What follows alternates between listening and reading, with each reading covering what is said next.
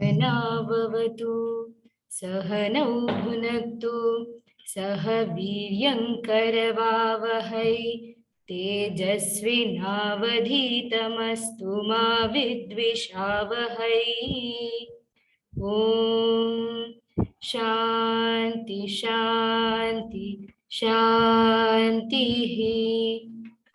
Om Shri Sai Ram, offering our collective pranams at the lotus feet of our master and founder of Shri Satyasai University for Human Excellence, Sadguru Shri Madhusudan Sai. Respected leadership board members, teachers, and my dear brothers and sisters, hello and welcome to yet again a most awaited and delightful Words of Wisdom session. Today, we are fortunate to have amidst us Mr. Mahesh Dadlani. Sir, on behalf of all the university members, we welcome you. Mahesh Dadlani comes with more than 25 years of work experience across diverse industries like hospitality, telecom, and global outsourcing. He transitioned into the non-profit space to pursue his personal philanthropic mission of giving back to society and was associated with CanKids as their HR director, besides wearing multiple hats for them. He currently assists grassroots level nonprofits with fundraising, capacity building, and strategic advice on human resource management. For India, philanthropy is not a new phenomenon. The culture of philanthropy is as old as India itself, has a history spanning thousands of years.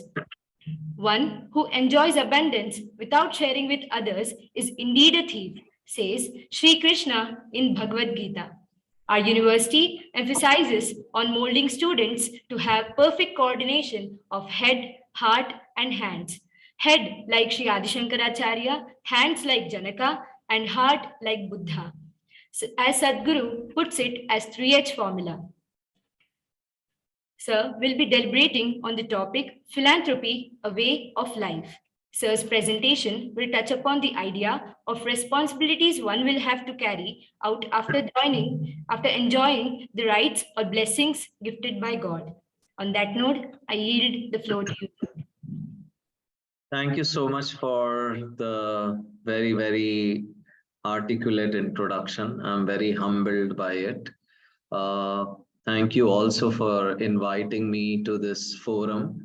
I hope I can inspire all of you with my own personal journey into philanthropy. But before we go ahead, am I audible? Am I visible to everybody? Yes, sir. Okay. So let's get started. Happy Raksha Bandhan to everybody. It's a strange coincidence that we are doing this session on a day like Raksha Bandhan, which is so auspicious. And Raksha itself means protection, securing, right? And there is a whole dimension of philanthropy which revolves around securing people, protecting the environment, doing things for other people, and to tell people that I am always there for you should you ever have a problem, right? That's the true essence of Raksha Bandhan. So I thought, let me begin my journey by wishing everybody a happy Raksha Bandhan and also tie in my story with what philanthropy is all about. So we are going to keep my session for the first 40 minutes. I wanted this to be a little more interactive, but I was given guidance that let's finish with my session, and the last 20 minutes of the 1 hour, we will keep it open for questions and answers. Does that work, Kirtana? Yes, sir. Okay. All right. So philanthropy is something that was already described very beautifully by Kirtana.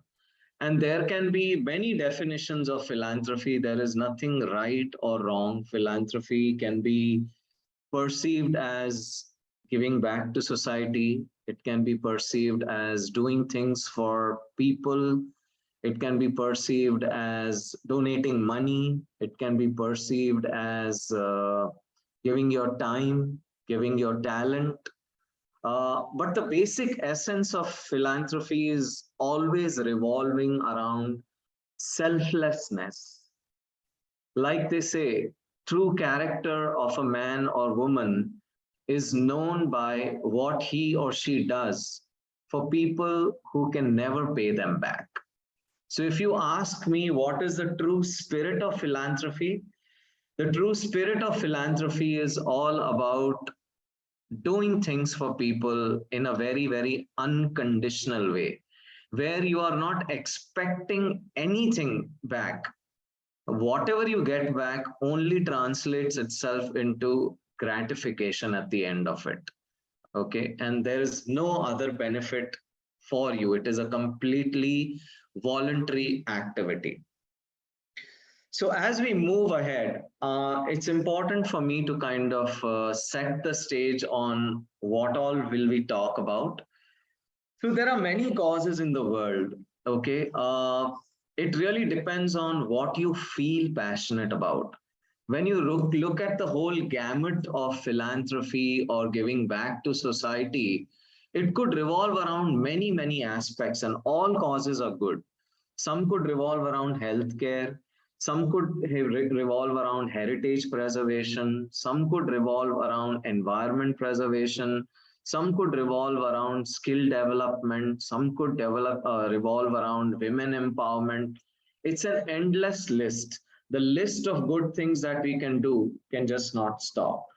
But in order for me to make this discussion a little more narrow and meaningful, we are going to talk about how can we impact the lives of human beings, and how can we zero in on our own geography, which is India, because philanthropy exists across the world and philanthropists exist across the world, right?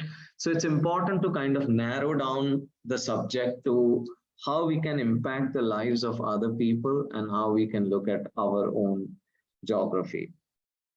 So, really speaking, philanthropy, in my assessment, always meant I must do something for society. Uh, Writing a check, giving money is probably the easiest thing one can do. Okay, easiest because you just have to write a check and give it away. But I think true spirit of philanthropy comes from not only donating money whenever you can, but more than that, it is about donating your time, donating your talent, donating your expertise. Money is still a very tangible aspect, and nonprofits do need the money. But when you donate money, you can quantify it. But when you donate your time and talent, it's priceless. You cannot quantify it, because that is when you are actually going to the ground and making the difference, right? You're making the difference to the lives of people that you want to serve. So, really, my spirit or my theory of philanthropy has emerged from giving back to society, giving back to communities, community that I live in, community that I belong to, and a community that serves me many of the times. So it is very obligatory for me to serve them back in whatever best way I can as a human being. Okay. So the crux of my talk is largely going to revolve around what are we going to do for our communities? How can we make that difference to people and their lives? Uh, I have to share my story about my own journey into philanthropy. Uh, I always wanted to do philanthropy since the time I was probably 25, 30, started understanding that there are a lot of organizations that work for the social good of society. And I thought at some stage of my life and my career, I'm going to do something which makes a difference to society. And my goal was not just about donating a check or writing a check or giving money. My goal was giving my time, giving my talent, giving my expertise, and making a difference to people. Whilst this noble intention prevailed for many years, I really had not given myself a very finite date by when I will do it. And then something very unexpected happened. in a span of about 4 years, my mom and I both went through cancer. And cancer is never easy for an individual or the family. And that was really a awakening moment for me because it made me realize that in so many ways, I was fortunate, I was lucky, and I was privileged. And because I had access to good hospitals, to good doctors, in spite of being at a fairly advanced stage of cancer 13 years back, I still made it and I'm in front of you guys. So that evoked that spirit in me that now it's my time to give back to society. However, after recovering from cancer, I still worked in the corporate sector for 4 more years and then took a break from the corporate sector and joined a non-profit that works in the space of childhood cancer. I wore multiple hats with them, as was mentioned in my introduction. To start with, I did patient counseling since I was a cancer survivor myself. I helped them with fundraising, I helped them with capacity building. I looked at every avenue where I could make a difference. And somehow my role convoluted itself into becoming their HR director for India. And because I was not a HR professional by background, my forte was operations.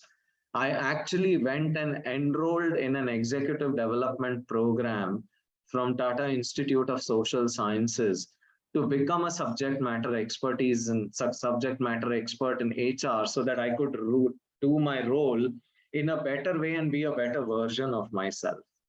Okay.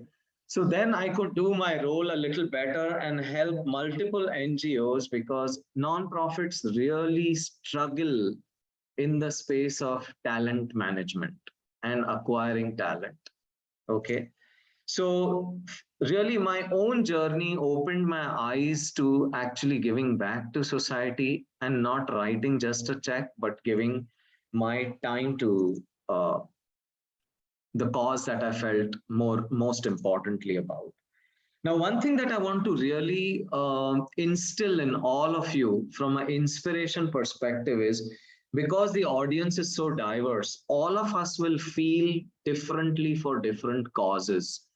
Really speaking, from my perspective, the true gratification out of philanthropy only comes when you can marry your passion with somebody else's need. Okay. If you're passionate about what you do in terms of philanthropy, the outcome will be potent. And what do I mean by potent? The impact that you can create will be fairly high, and the gratification that you will get out of what you do will also be equally high. So it is very, very important to marry your passion with the cause that you want to service. Now, because I am a cancer survivor, I feel for the cause of cancer. My passion levels are very high for that cause. So I think I deliver my best when I'm in that space. Not that I don't feel for causes like skill development, women empowerment, girl child education, poverty alleviation. I feel for all these causes. But what do I feel most passionate about? It's the cause of cancer because I have walked that journey myself. So whenever you look at any philanthropic mission right now as students or in the future, please try and marry your passion with the cause that you work for or you donate to or you give your time to. Okay, because then you will really feel the gratification and the society will really benefit out of your expertise. All right. Uh, so really there are three pillars of philanthropy. One is the pertinent question that comes to everybody's mind. Why do community service, right? You might have found a lot of people who are very, very well affording, very, very well placed in society, but they seldom contribute to society, right? They are always hesitant. So the first question that comes to my mind is, why do philanthropy, right? It's very important to ask yourself that question, and we'll dwell upon each of these. Uh, the second is, how do I start my journey? When you start a endeavor like philanthropy or want to do philanthropy, let me tell you, it's not easy. I was managing very big corporate accounts in my corporate career, multi-million dollar businesses. But when I stepped into the world of nonprofits, it was an ocean full of whirlpools for me because I had to suddenly create more out of less. I was no more in an environment where there was abundance of funds and every resource that you want to think of. So really speaking, you have to figure out how are you going to make your journey as easy as possible. And for starters, it will not be very easy. It will take you some transition time. For some, it may be 3 months. For some, it may be 6 months. For some, it may be 12 months. But there will be a transition time when you step into doing philanthropy. And the third question you need to ask yourself is, what's in it for me and what's in it for society? Okay, so let's get into why do community service, right? Uh, we are living in a country where there is a huge paradox. And when I say paradox, I mean there is a huge disproportion between the haves and have nots. The people who have a lot, they really have a lot. People who don't have, they really don't have anything. So just to give you a few examples, India is probably a country which ranks the fourth highest in terms of the number of billionaires it has. Billionaires. Okay. It's the third highest in terms of purchasing power parity. Okay. But very paradoxically, it's also the third most poor country in the world, where 25% of our population are poor and 6.7% of those poor are extremely poor, which from the government definition are called below poverty line. Okay. So really speaking, some of us who are privileged, who sit in the 75% of the spectrum, the reality is, can we do anything for the 25%? The answer obviously is yes, we can collectively and individually do a lot for the 75% who are not as privileged as us, right? And do we have an obligation to do that? Again, the intuitive answer is yes, we do have an obligation to give back to society. Okay, so that really starts the whole debate on why do community service, because there is so much that all of us can contribute to. Mind you, not just money, but our time, our talent, and our expertise. Okay. The second is, how do we do it? Sometimes you feel whatever I do may just be so small. It may be insignificant. It may go unnoticed.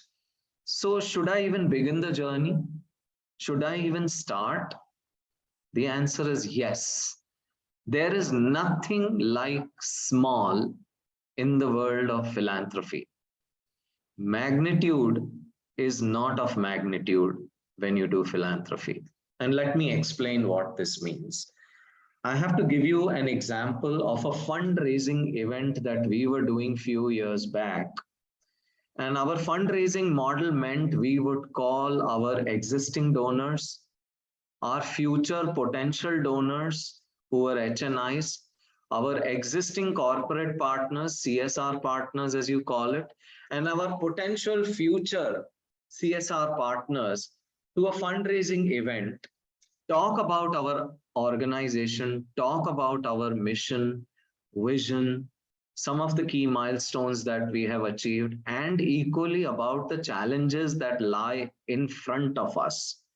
And with all of this, there was a budget associated because we would project what do we need for the next year, right? Uh, when you looked at that budget, anybody would feel like any amount of money I give seems less, right? Because they want so many crores, but I can only afford few thousand rupees. And a very strange thing happened at the end of that fundraising event. A very close friend of mine gave me a check, and he said, Mahesh, I can't give you time. I'm just very busy. I'm giving you this check, but I'm kind of feeling very small about it because the budgets that you need are way above the amount of this check.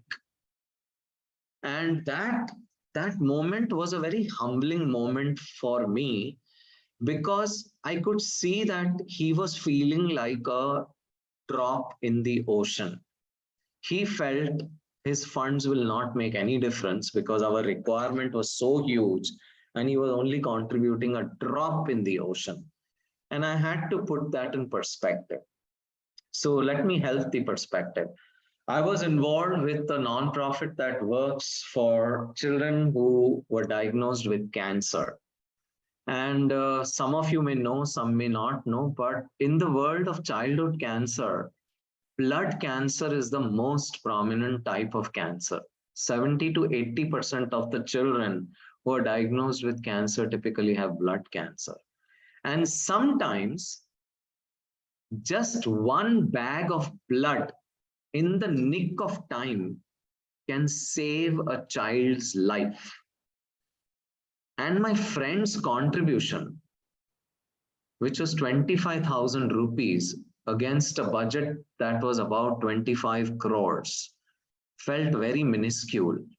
But this 25,000 rupees could potentially and technically mean it can save the life of 25 children. Now you get the perspective? Now, suddenly, he did not feel like a drop in the ocean. Now he knew the power of his 25,000 rupees. In his mind, that amount was very, very small because he was equating it to a much larger figure that we had projected. But I was not expecting that money only from him. I was expecting that money from many other donors, many other CSR partners in a collective way. But it made him feel very small. Now, when he saw the magnitude of impact that his money can make on the lives of 25 children, suddenly he was very proud. Okay, so the spirit of this message really lies in the fact that when you take your first step into doing philanthropy, sometimes this thought will occur to you in your mind: am I really even making a difference? Is this really of significance?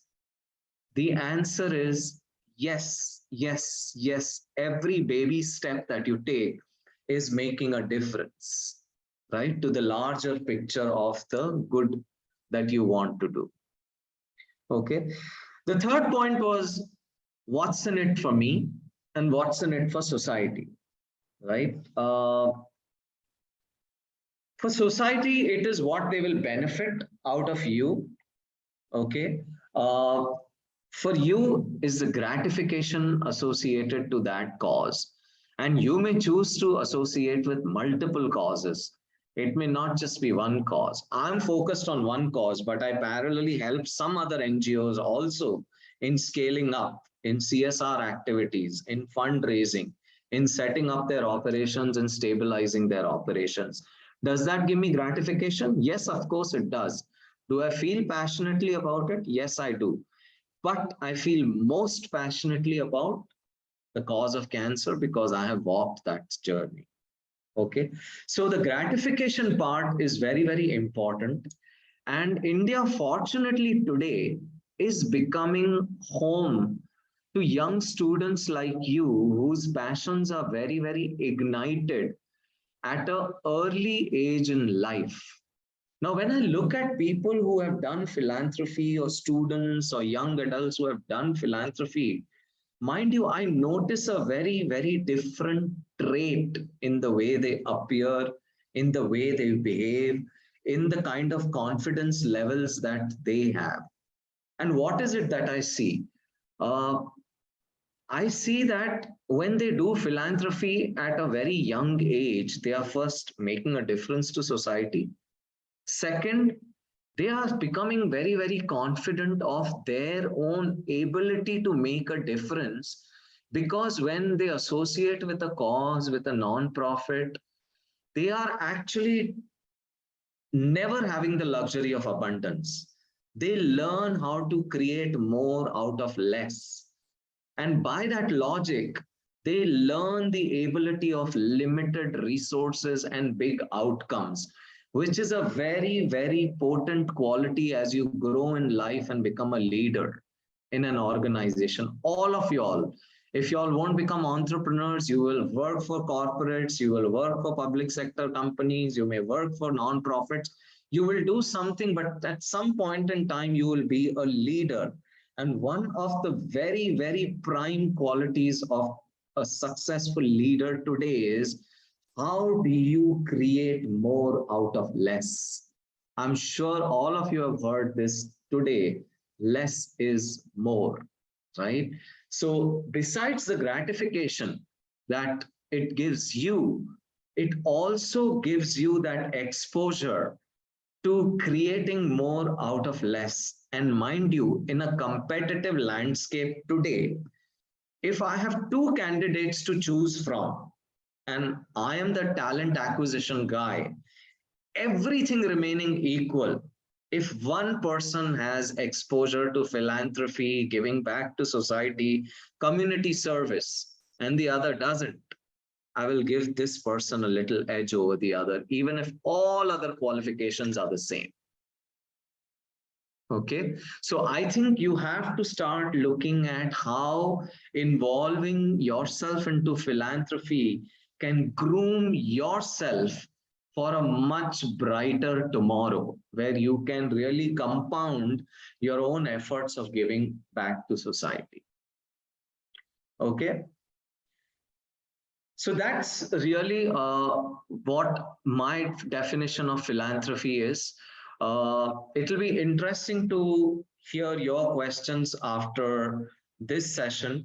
And I hope really that I have managed to inspire you to take the step to do something which can make a difference to society.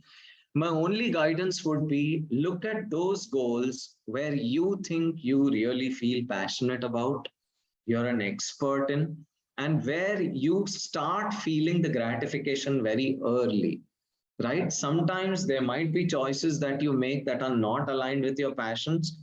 You can leave that behind and pursue to do something that you're very, very passionate about. Okay. I'm very tempted to ask Kirtana if anybody has any questions at this point in time. Yes, sir. There's one question. Yeah. Even though you are in a trivial world like the corporate world, you've been doing community service. How did you face the challenges of managing time? So, honestly, when I did community service, when I was in the corporate world, my job was extremely demanding. I barely had time for my family. At that point in time, my philanthropic endeavors were restricted more around writing a check and donating money. Very rarely did I indulge in giving my time. I would do that, but that would be only on very selective weekends. So when I wanted to pursue my full-blown philanthropic mission, I actually quit my corporate job, which was in 2013. And for the last 9 years, I have just been doing philanthropy.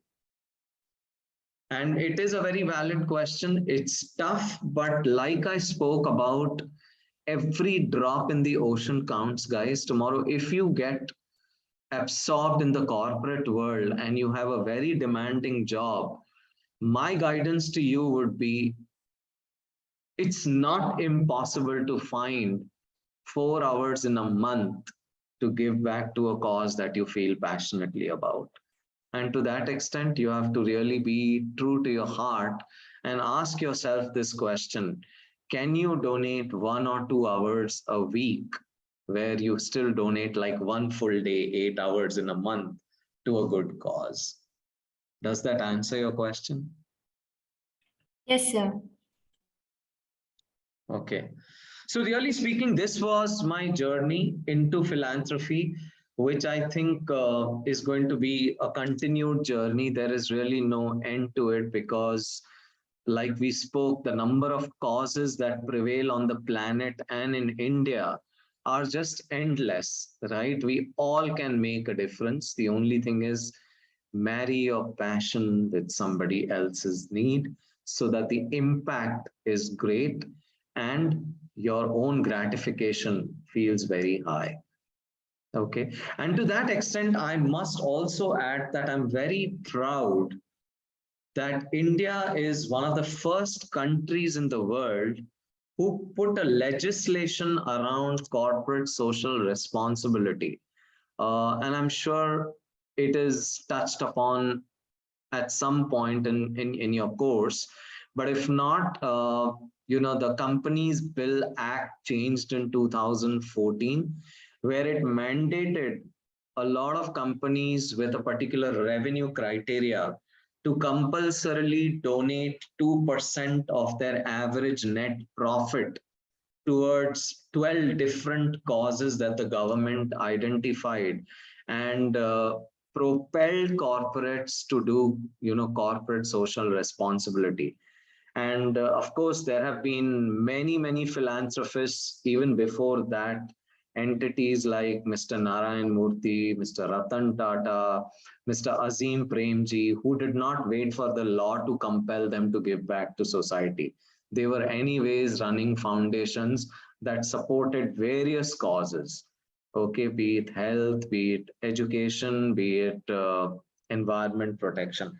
But CSR as a mandate opened a huge avenue of funding for credible non-profits who really work at the grassroots level, who are not beneficiaries of big funding like the likes of HelpAge India, Give India, Cry. They have established themselves in a significant way today for the good work that they do. But grassroots level organizations, even today, struggle for getting the funding. Okay, so I think India is probably the only country, even today, who has made it mandatory for corporates under certain revenue criteria to donate 2% to, corporate social responsibility. So in my assessment, it's a very progressive step. It's a very futuristic step.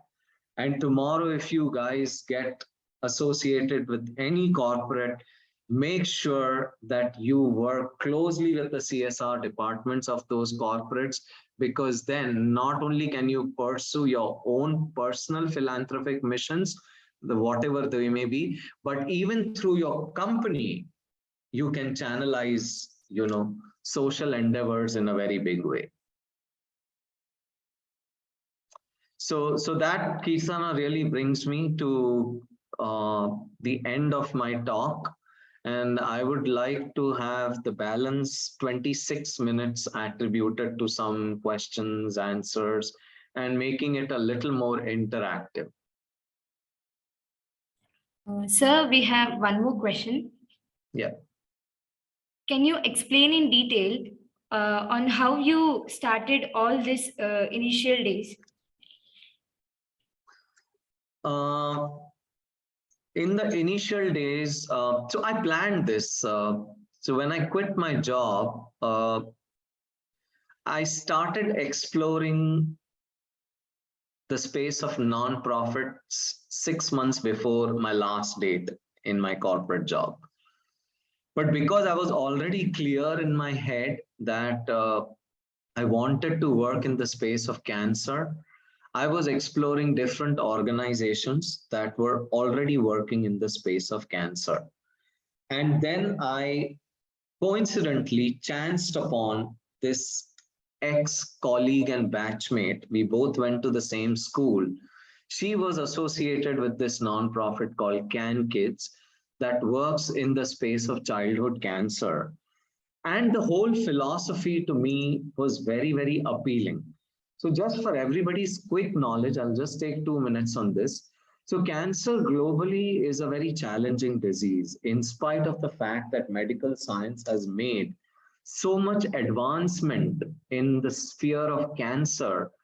Really speaking, we still do not know what causes cancer. There is enough speculation to say it's lifestyle related, it's related to addictions, habits, stress, X, Y, Z. Okay. But there is one starking reality. When you look at survival rates of adult cancers, globally, they are around the range of 45-50%. But when you look at childhood cancer survival rates in evolved economies whose healthcare infrastructures are far more sophisticated and much ahead of India, in those markets, childhood cancer survival rates are as high as 90 to 95%. Okay. Unfortunately, in India, this equivalent is only sitting at about 40 to 45%. Now you can see the gap that exists between India and an evolved country with very good healthcare infrastructure. So this gap of 45-50% is really, really huge. The point I'm trying to make is I picked upon childhood cancer because I thought this is an area where we can really up the ante in a very big way. And of course, as one nonprofit, you cannot do it.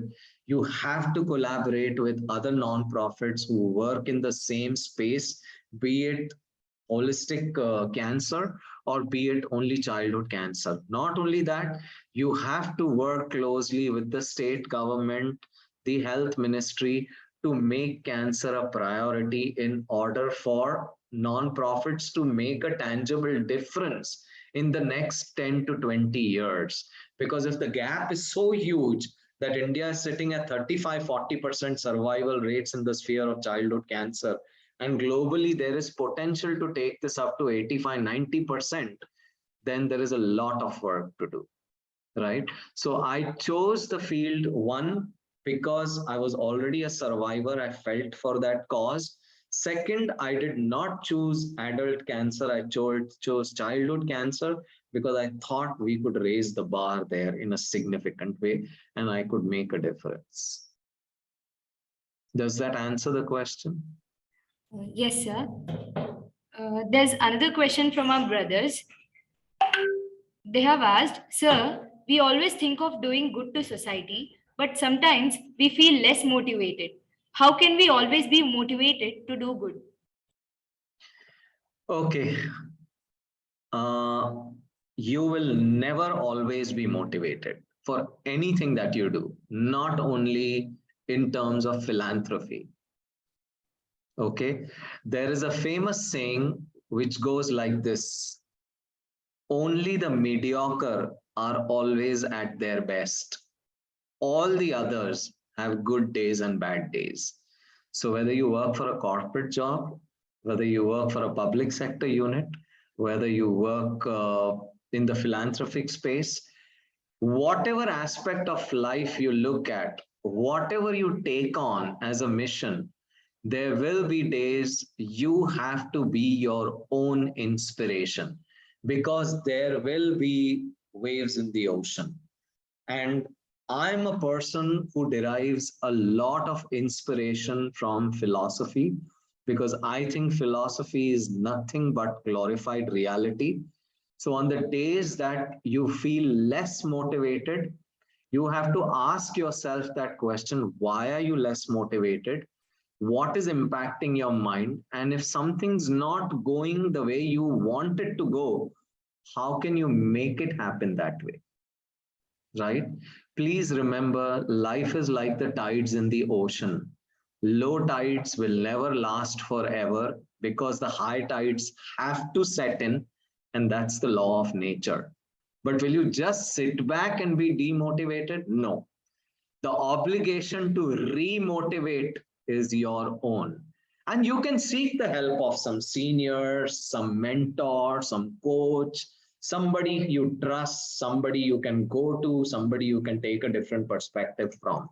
But believe you me, guys, there will be every aspect of your life where you will not be motivated all the 365 days of the year. And I cannot give you a formula how to get motivated. If there was a pill in the market today to get motivated, I'm telling you, there would be a huge rush to buy that pill.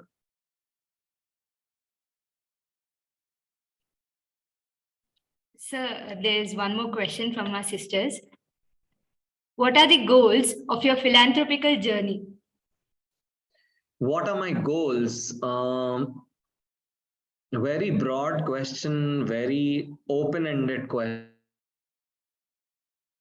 I want to make a difference to society. And when I say society, my own personal philanthropic goals revolve around impacting people, right? So at one end, I work with cancer patients, but at the other end, some of the other nonprofits that I'm associated with, they are in the space of poverty alleviation.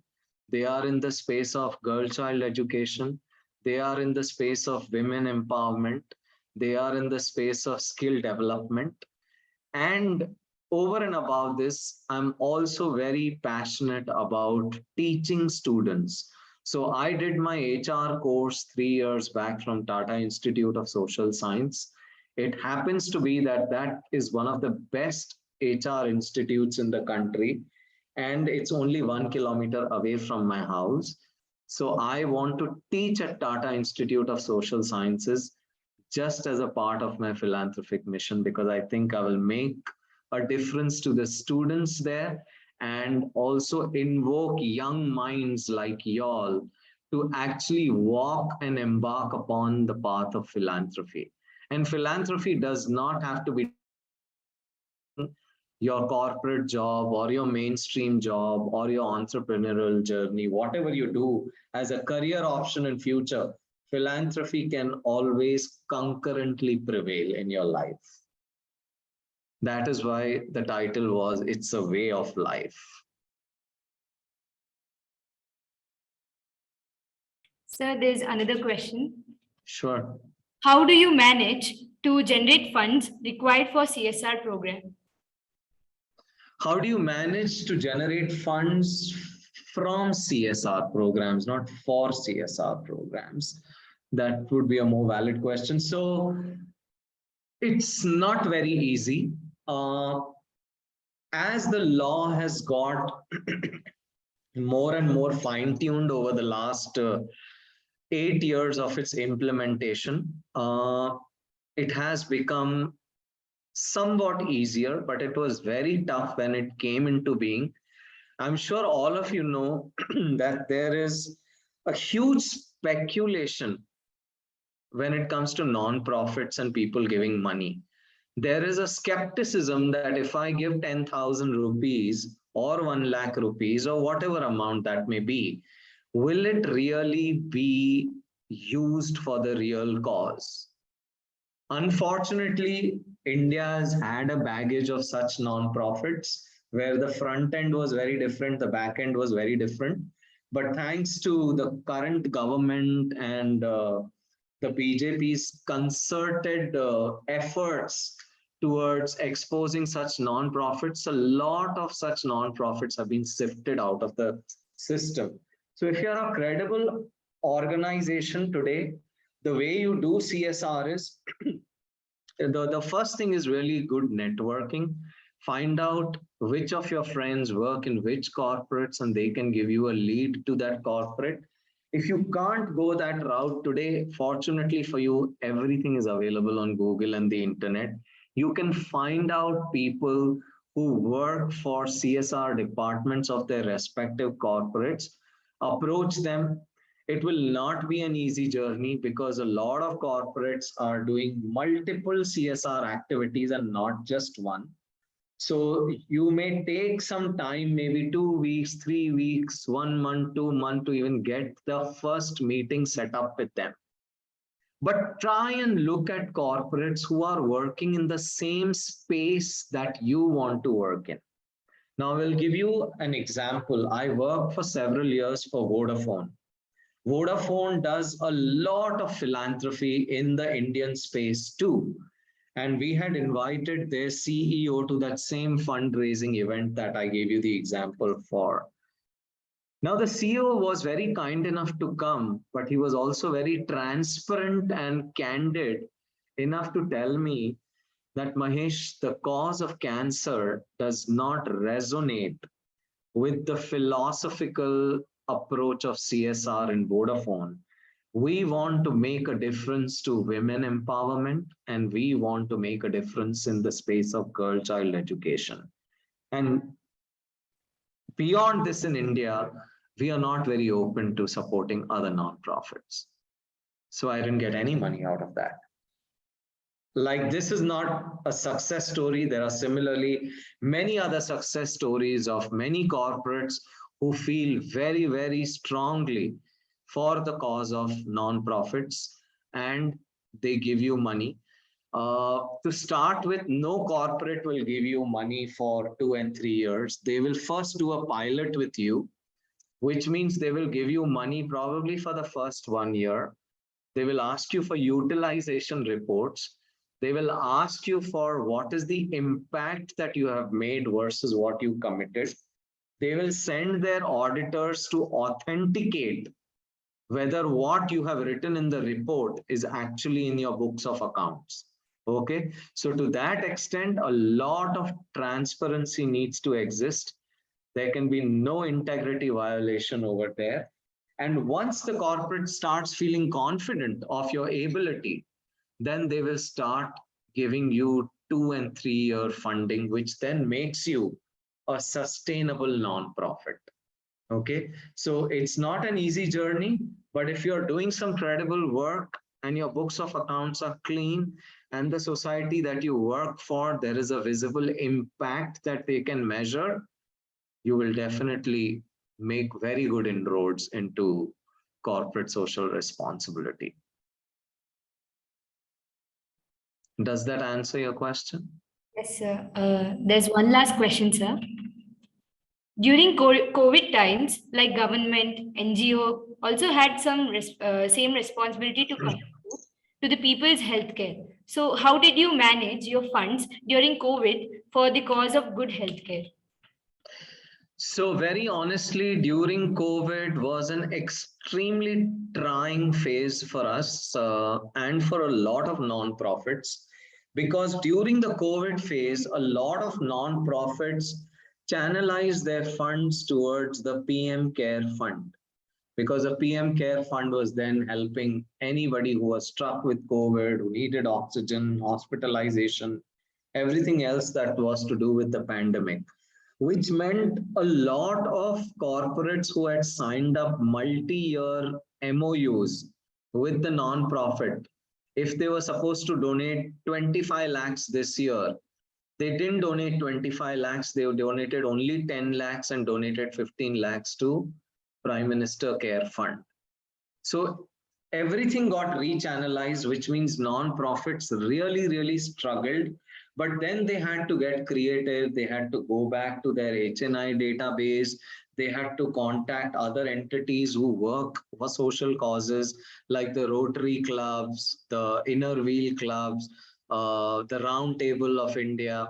So we had to really reach out to all other avenues of funding and also manage a lot of our own employee expectations, because for 2 or 3 months in a row, we were not able to pay full salaries.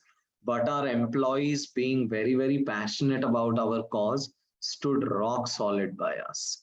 But it was not an easy journey at all by any means. But we had to get creative, we had to reach out to people. And let me tell you, that most Indians today If there was a volunteer database, if pre-COVID there were 100 people who were involved in volunteering out of their own pocket, today there are 10,000 people who are doing volunteer work.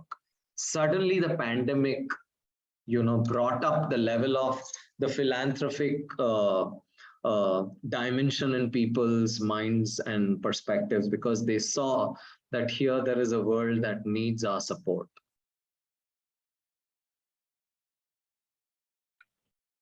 Thank you, sir. It was a delightful session. It was really enriching. When you said time is the greatest charity that one can give to someone, I think all my brothers and sisters will agree with me, because we are the direct beneficiaries of that time, which we can spend selflessly in bringing the best within us. There comes a time in all our lives where we get shaken and realize the true purpose of our lives. Uh, we Indians always had this idea of Vasudhaiva Kutumbakam, and philanthropy was part and parcel of our lives. And it is always important to be self-motivated in the journey of philanthropy. And the most important thing that Sir spoke about this is his motivation comes from philosophy. That truly should be the driving force of all our lives. And this, your talk really impacted on us, sir. We hope you will visit our campus someday. And when I will. And guys, please continue to derive inspiration out of philosophy. Like I said earlier, it's nothing but glorified reality. In my most trying moments in life, I have sought the help of philosophy because that has helped me surface. On that note, I'll like to end and say there is a favorite quote of mine which resonates with philosophy, with philanthropy. In every community, there is work to do.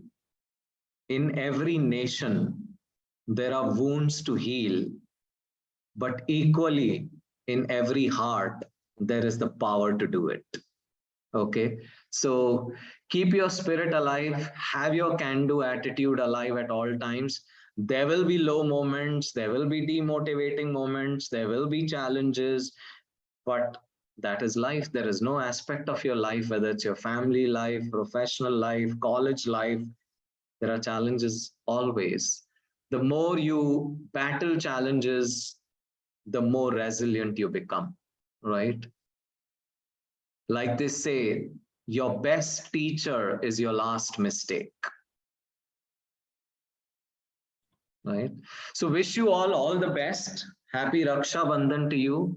Continue to care for society, protect the society, secure the society, and may all of you be blessed with a very, very good tomorrow. Thank you, sir. Good luck to all of you. It really connected to you because we both had the same goal of giving back to the society, and your talk really impacted on us. It was very inspiring. I hope we'll Thank you so much. I hope we'll follow your path in the future. Sure. Someday I will meet you in person and probably have a discussion in person. Look forward to that. We'll be happy to. Okay. All the best. We'll end the session with prayers. Sure.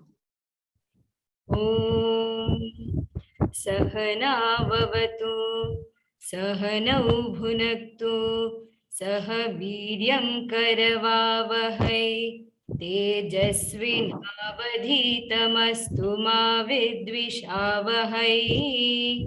Om Shanti Shanti Shanti.